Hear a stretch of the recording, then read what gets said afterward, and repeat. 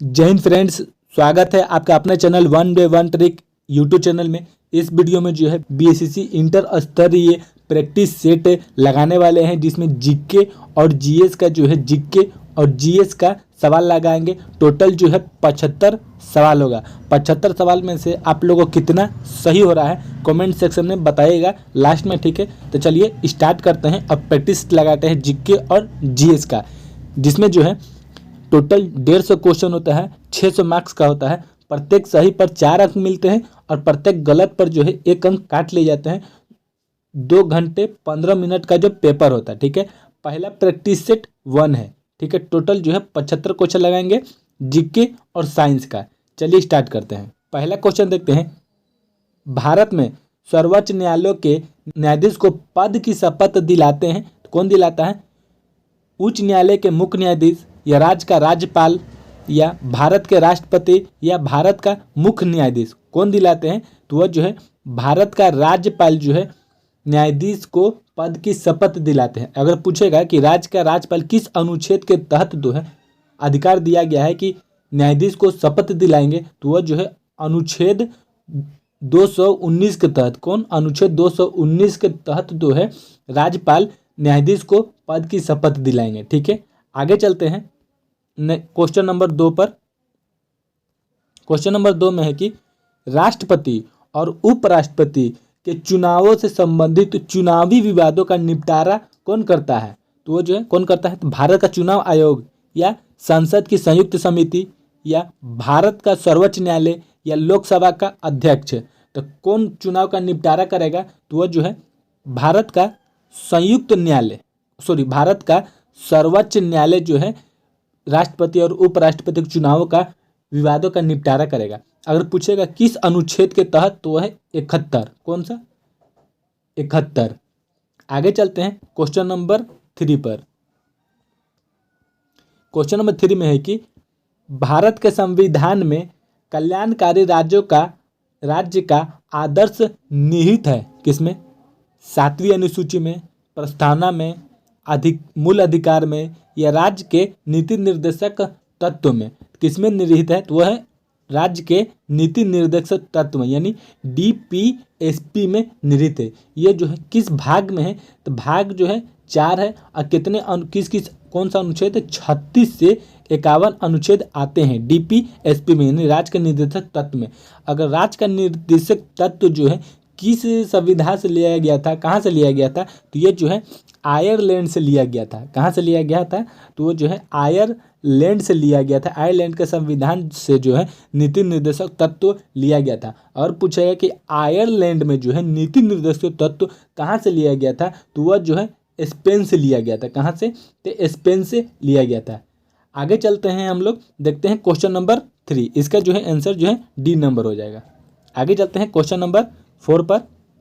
Question number 4 में है कि भारत में मताधिकार और निर्वाचन होने का अधिकार है। विधिक अधिकार है, मूल अधिकार है, संवैधानिक अधिकार है, या निष्क्रिय अधिकार है। तो कौन सा अधिकार है? तो वो जो है संवैधानिक अधिकार है। ऑप्शन नंबर डी सही हो जाएगा। अगर क्वेश्चन पूछेगा कि जो मतदान है यानी वोट देने का अधिकार जो है किस अनुच्छेद में हम लोग बताया गया है? 326 में, 326 अनुच्छेद 326 में जो है वोट देने का अधिकार यानी मतदान देने का अधिकार दिया गया है। नेक्स्ट क्वेश्चन देखते हैं, क्वेश्चन नंबर 5। निम्न में से कौन सिविल सेवा बोर्ड के पदेन अध्यक्ष होते हैं? तो कौन होते हैं? प्रधानमंत्री, गृह मंत्री, राष्ट्रपति, या कैबिनेट सचिव। कौन होते हैं? तो वह जो है कैबिनेट सचिव होते हैं। सिविल सेवा बोर्ड के पदेन अध्यक्ष कौन होते हैं? तो होते हैं कैबिनेट सचिव होते हैं। आगे चलते हैं क्वेश्चन नंबर 6 पर। क्वेश्चन नंबर 6 में है कि लोकसभा के अध्यक्ष को पद से हटाया जा सकता है। पद से हटाया जा सकता है तो कौन सा है? ऑप्शन नंबर डी सही हो जाएगा। लोकसभा के सभी सदस्य के बहुमत से पारित प्रस्ताव द्वारा। नंबर 7 में है कि भारत का संविधान गणतंत्रात्मक है क्योंकि यह ऑप्शन नंबर डी सही हो जाएगा, क्योंकि वंशानुगत शासक नहीं है, ठीक है। आगे चलते हैं क्वेश्चन नंबर 8 पर। प्रश्न 8 में है कि गांधी जी को चंपारण आने का आमंत्रित किसने दिया था? तो राजकुमार शुक्ला, राजेंद्र प्रसाद, जयप्रकाश नारायण या कृष्ण सहाय, तो कौन दिए थे? तो वो जो है राजकुमार शुक्ला ने गांधी जी को चंपारण आने का आमंत्रित दिया था। जब 1916 में कांग्रेस के लखनऊ अधिवेशन हो रहा था, तो लखनऊ अधिवेशन में ही जो है राजकुमार शुक्ला ने उनको आमंत्रित किया था। ठीक है, अब चलते हैं क्वेश्चन नंबर 9 पर। प्रश्न 9 में है कि 1913 ईस्वी में पटना में अनुशीलन समिति की एक शाखा की स्थापना किसने की थी? रामानंद सिन्हा, राजेंद्र प्रसाद, सचेंद्र नाथ सन्याल या सच्चिदानंद सिन्हा ने? कौन किए थे? तो वो जो है सच्चिदानंद सिन्हा, यानी ऑप्शन नंबर डी सही हो जाएगा। सच्चिदानंद सिन्हा ने अनुशीलन समिति की एक शाखा स्थापना किए थे 1913 में। कहाँ पर? पटना में। ठीक है, आगे प्रश्न 10 देखते हैं। निम्नलिखित बिहार का पहला रामसर स्थल कौन सा है? कैमूर रेंज, खड़गपुर झील, कंवर झील या बरैला झील? कौन सा हो जाएगा? तो ऑप्शन नंबर सी सही हो जाएगा, कांवर झील। कौन सा हो जाएगा? तो हो जाएगा कांवर झील। कांवर झील जो है 16 वर्ग किलोमीटर में फैला हुआ है। यह बिहार का पहला रामसर स्थल है और देश का 39वां नंबर का रामसर स्थल है। ठीक है, नेक्स्ट क्वेश्चन चलते हैं क्वेश्चन नंबर 11 पर। क्वेश्चन नंबर 11, निम्नलिखित में से कौन सी सभ्यता अपने नगर नियोजन के लिए प्रसिद्ध थी? तो कौन सा हो जाएगा? मिस्र की सभ्यता, फ्रांस की सभ्यता, मेसोपोटामिया की सभ्यता या सिंधु घाटी की सभ्यता? कौन सा हो जाएगा? तो वो जो है ऑप्शन नंबर डी सही हो जाएगा। सिंधु घाटी की सभ्यता जो है नगर नियोजन के लिए प्रसिद्ध थी। सिंधु सभ्यता जो है, सिंधु घाटी की जो खोज है, सिंधु सभ्यता की खोज कब किया गया था? तो वो जो है 1921 में किया गया था। किसने किए थे? तो वो जो है राय बहादुर, कौन? तो राय बहादुर दयाराम साहनी ने किए थे। ठीक है, और सिंधु घाटी जो है, सिंधु घाटी सभ्यता का है प्रमुख दो बंदरगाह है। कौन कौन है? तो एक है लोथल, एक कौन सा हो जाएगा? तो एक हो जाएगा लोथल और दूसरा जो है प्रश्न 12 में है कि प्राचीन भारत के प्रसिद्ध शासक जिसने अपने जीवन के अंतिम दिनों में जैन धर्म अपना लिया था, कौन थे? अशोक या समुद्रगुप्त, चंद्रगुप्त मौर्य या बिंदुसार? कौन से थे? तो वो जो है चंद्रगुप्त मौर्य थे। सी नंबर ऑप्शन सही हो जाएगा। जो अपने अंतिम दिनों में जैन धर्म को अपना लिए थे, कौन थे? चंद्रगुप्त मौर्य। आगे चलते हैं क्वेश्चन नंबर 13 पर। प्रश्न 13 में है कि निम्नलिखित में से कौन सी कला ग्रीक बौद्ध कला के नाम से भी जानी जाती है? तो कौन सा हो जाएगा? मथुरा कला, मधुबनी कला, गंधार कला या इनमें से कोई नहीं? कौन सा हो जाएगा? तो वह जो है सी नंबर सही हो जाएगा, गंधार कला। गंधार कला जो है ग्रीक बौद्ध कला के नाम से भी जानी जाती है। आगे चलते हैं क्वेश्चन नंबर 14 पर। नंबर 14 में है कि सर्वप्रथम दिल्ली के अमीरों का दमन निम्न में से किस शासक द्वारा किया गया था? किस शासक द्वारा किया गया था? कुतुबुद्दीन ऐबक, इल्तुतमिश या बलबन या फिरोज खिलजी द्वारा? तो किसके द्वारा किया गया था? तो वो जो है इल्तुतमिश के द्वारा जो है अमीरों का दमन किया गया था। किसके? इल्तुतमिश से। आगे चलते हैं क्वेश्चन नंबर 15 में है कि द्वितीय आंग्ल मैसूर युद्ध के समय भारत का गवर्नर जनरल कौन था? तो कौन था? वैरन हास्टिंग, कॉर्नवालिस, लॉर्ड ब्लेजली या लॉर्ड हेस्टिंग? कौन से थे? तो वह वैरन हास्टिंग थे। उस समय कौन थे? तो Warren Hastings. Option number A सही हो जाएगा। आगे चलते हैं क्वेश्चन 16 में है कि किसने कहा था कांग्रेस केवल सूक्ष्मदर्शी अल्पसंख्यकों का प्रतिनिधित्व करती है? तो कौन कहते हैं? अरविंद घोष, बंकिम चंद्र चटर्जी या लॉर्ड कर्जन या लॉर्ड डफरिन? कौन कहे थे? तो वो जो है लॉर्ड डफरिन जो है ऑप्शन नंबर डी सही हो जाएगा। इन्होंने कहा था कि जो सूक्ष्मदर्शी अल्पसंख्यकों का जो है कांग्रेस प्रतिनिधित्व करती है। आगे कि पूना सार्वजनिक सभा की स्थापना किसके द्वारा किया गया था? केशवानंद सेन, आत्माराम पांडुरंग, M.G. रनाडे, गोपाल हरि देशमुख? किसके द्वारा किया गया था? तो M.G. रनाडे के द्वारा किया गया था। ऑप्शन नंबर सी सही हो जाएगा। आगे चलते हैं क्वेश्चन नंबर 18 पर। क्वेश्चन नंबर 18 में है कि विजयनगर साम्राज्य की वित्तीय व्यवस्था की मुख्य विशेषता क्या था? तो मुख्य विशेषता क्या था बताना है कि मुद्रा प्रणाली, अधिवेशन लगान, भू राजस्व, बंदरगाहों से आमदनी। कौन सा था? तो वह जो है भू राजस्व। ऑप्शन नंबर सी सही हो जाएगा कि विजयनगर साम्राज्य की वित्तीय व्यवस्था क्या था? तो वह जो है भू राजस्व था। आगे चलते हैं, क्वेश्चन प्रश्न 19 में देखते हैं कि किस मुगल बादशाह के विरुद्ध जौनपुर में फतवा जारी हुआ था? तो हुमायूं, अकबर, जहांगीर या शाहजहां? किसको द्वारा? तो वो जो है अकबर के द्वारा जो है जौनपुर से फतवा जारी किया गया था। ठीक है, कौन है? तो जौनपुर अकबर के द्वारा। आगे चलते हैं, क्वेश्चन नंबर 20। इसको जो है क्वेश्चन जो है आप लोग कमेंट सेक्शन में बताइएगा कि रोलेट एक्ट किस किस सन में हुआ था, ये आप लोग को बताना है। रोलेट एक्ट, रोलेट सत्याग्रह, भारतीय राष्ट्रीय कांग्रेस का अमृत अधिवेशन, जलियांवाला बाग हत्याकांड। ठीक है, आपको कमेंट सेक्शन में बताना है। भारतीय राष्ट्रीय कांग्रेस, ये जो है भारतीय राष्ट्रीय कांग्रेस का अमृत अधिवेशन, ये जो हम बता देते हैं कहाँ है। भारत राष्ट्रीय कांग्रेस का अमृत अधिवेशन कहाँ हुआ था? तो वो जो है 2 दिसंबर 1919 में हुआ था। कब हुआ था? तो 2 दिसंबर 1919 में हुआ था। तो सी का 4 सही हो जाएगा। आपको ये 3 जो है ये कमेंट सेक्शन बताना है। आगे चलते हैं क्वेश्चन नंबर 21 पर। क्वेश्चन नंबर 21 में देखते हैं कि भारत का अपने पड़ोसी देश के मध्य अंतर्राष्ट्रीय सीमा के विस्तृत आरोही क्रम में व्यवस्थित कीजिए। करना है तो कौन सा हो जाएगा? तो वो जो नेपाल, उसका पाकिस्तान, बांग्लादेश और चीन हो जाएगा। ठीक है, नेपाल, पाकिस्तान, बांग्लादेश और चीन। जैसे देख रहे हैं कि बांग्लादेश। आगे चलते हैं क्वेश्चन नंबर 22 पर।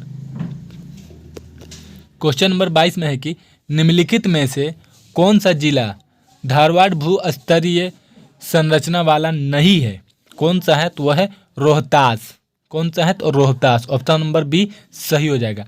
आगे चलते हैं 23। क्वेश्चन नंबर 23 में बताना है कि अटल टनल से संबंधित निम्नलिखित में से कथन पर विचार कीजिए, इनमें से कौन सा जो है सही है। ठीक है, आपको बताना है कि कौन सा सही है। इसका निर्माण सीमा सड़क संगठन द्वारा किया गया है। यह मनाली और लाहौर घाटी को जोड़ता है। यह हिमालय के पीर पंजाल पर्वत श्रृंखला के मध्य है। और चौथा जो है यह भारत के लिए सामरिक दृष्टि से महत्वपूर्ण है। तो चारों जो है सही है। ठीक है, चारों क्या है? करेक्ट है। चारों जो है स्टेटमेंट जो है वो सही दिया गया है। तो कौन सा ऑप्शन हो जाएगा? तो जो है ऑप्शन नंबर डी सही हो जाएगा। 1 2 3 4 सब हो जाएगा। आगे चलते हैं 24 नंबर क्वेश्चन में कि नर्मदा घाटी किन पर्वत श्रृंखला के बीच स्थित है? सतपुरा और मैकाले, सतपुरा अरावली, सतपुरा विंध्याचल या विंध्याचल अरावली? किस पर्वत श्रृंखला में जो है नर्मदा घाटी है? तो जो है सतपुरा और विंध्याचल में। ऑप्शन नंबर सी सही हो जाएगा। आगे चल क्वेश्चन नंबर 25 में है कि सूची 1 और सूची 2 यानी सूची 1 सूची 2 को सम्मिलित कीजिए और सही चुनिए। सम्मिलित करना है और सही चुनना है कौन कौन से हैं। ठीक है, तो बदम पहाड़ जो है वह उड़ीसा में है। दलीजा जहार जो है वह छत्तीसगढ़ में है। कुंद्रमुख जो है वह जो है कर्नाटक में है। और नोवा मुड्डी जो है ये जो है झारखंड में है। आप लोग बता दिए कौन कौन है, तो आप लोग देख के मिला लीजिएगा। आगे चलते हैं क्वेश्चन नंबर 26 पर। क्वेश्चन नंबर 26 में है कि अफ्रीका का सर्वोच्च पर्वत श्रृंखला माउंट किलिमंजारो अवस्थित है। कहाँ अवस्थित है बताना है कि केन्या में, मलावी में, तांजानिया में या जाम्बिया में। तो कहाँ पर है? तो वो जो है माउंट किलिमंजारो जो है वह तंजानिया में अवस्थित है। कहाँ पर? तंजानिया में। आगे चलते हैं 27।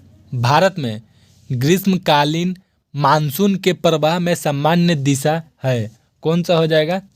दक्षिण से उत्तर या दक्षिण पश्चिम से दक्षिण पूर्व, दक्षिण पूरब से दक्षिण पश्चिम या दक्षिण पश्चिम से ये उत्तर पूर्व? कौन सा ऑप्शन सही हो जाएगा? तो जो है दक्षिण पश्चिम से उत्तर पूर्व। ऑप्शन नंबर डी सही हो जाएगा। ठीक है, आगे चलते हैं। क्वेश्चन नंबर 28 में है कि सूची 1 सूची 2 में सम्मिलित कीजिए और सूचियों को सही में बताना है कौन सा सही है। देश और उसकी राजधानी, मतलब देश और उसकी राजधानी बताना है। उज्बेकिस्तान का राजधानी जो होता है तस्कंद हो जाता है। ताजिकिस्तान का राजधानी जो होता है दुशांबे हो जाएगा।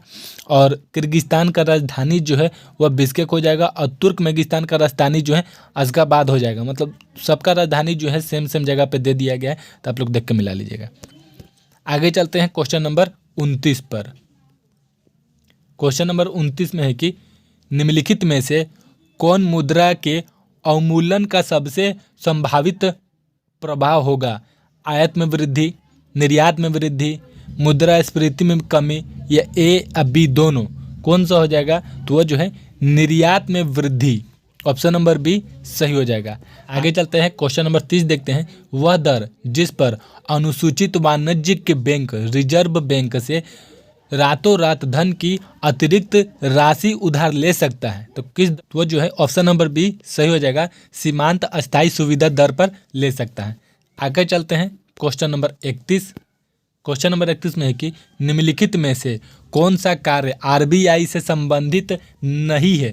कौन सा है कि वो ऋण नियंत्रण, मुद्रित नोट जारी करना, या जनता को पैसा उधार देना, अंतिम उपाय के रूप में वाणिज्यिक बैंक को धन उधार देना।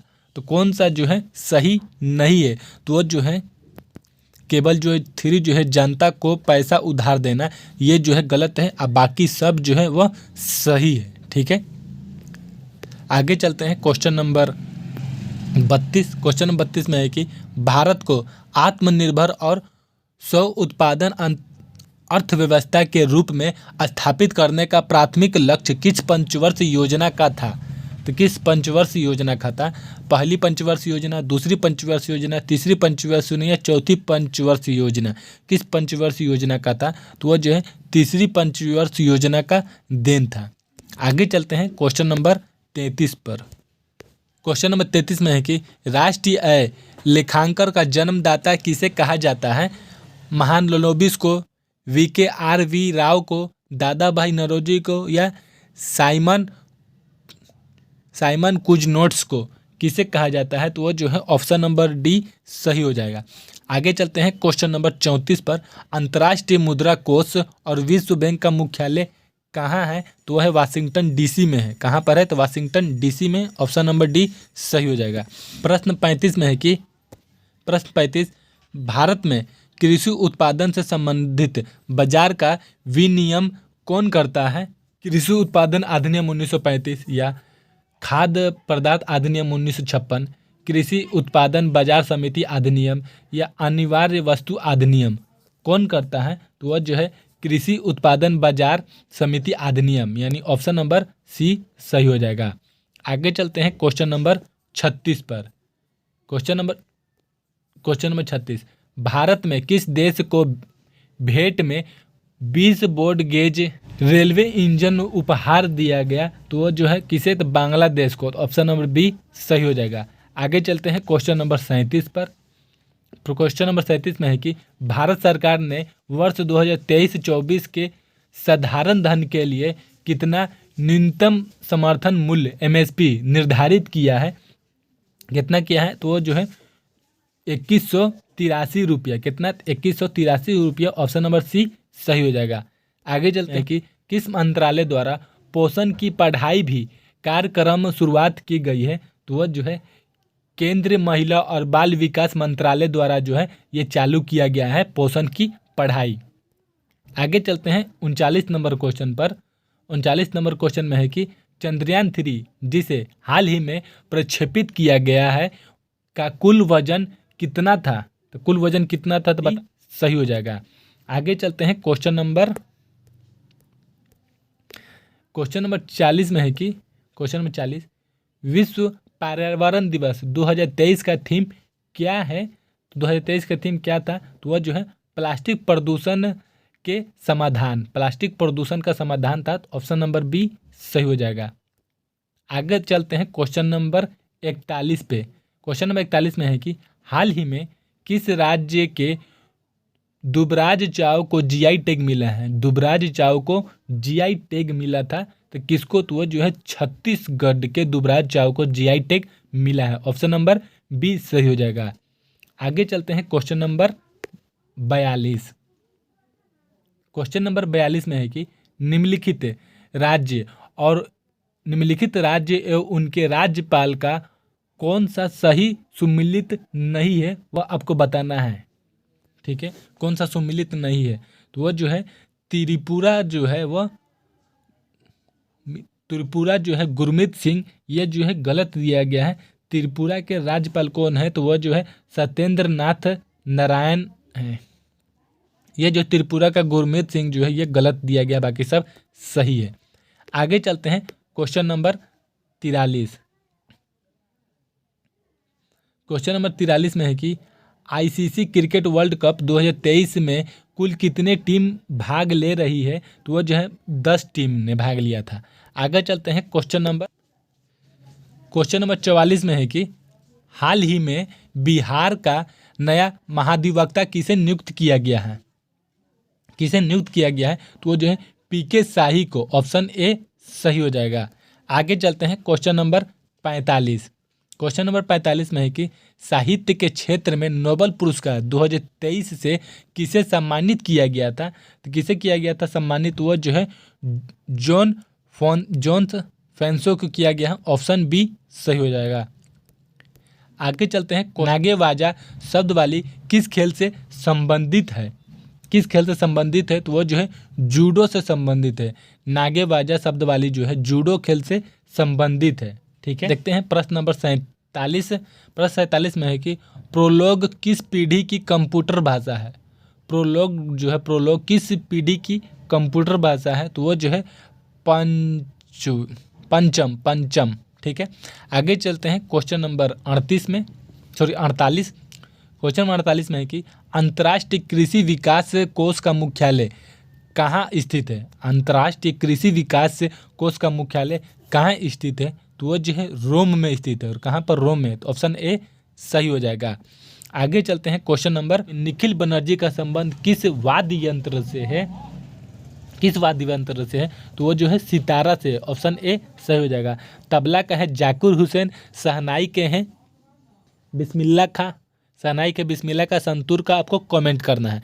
ये जो है टोटल जो है 50 यानी जीके का जो है जीके टोटल 50 क्वेश्चन का प्रैक्टिस सेट लगा दिए हैं। आप लोग बताइएगा कि 50 क्वेश्चन में आप लोग का आउट ऑफ 50 में कितने क्वेश्चन जो है सही हुए हैं। ठीक है, अब चलते हैं 25 क्वेश्चन देखते हैं। 25 क्वेश्चन किसका? तो साइंस का देखेंगे।